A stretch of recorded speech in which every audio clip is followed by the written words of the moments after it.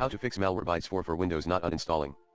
Here's a PowerShell script, beta ver, to uninstall Malwarebytes 4 for Windows, $mbamPath equals c:/program whitespace files /malwarebytes /anti-malware /unins000.exe if, test path $mbamPath, and $mbamPath /silent else write host Malwarebytes Anti-Malware is not installed on this machine.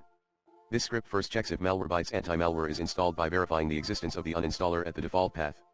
If it's found, the uninstaller is executed with the /silent option, which performs an unattended uninstallation. If Malwarebytes Anti-Malware is not found, a message is printed to the console. Note, the above listed script requires administrative privileges to execute properly. For starters, try using the recommended Uninstall Tool Pro in this video guide.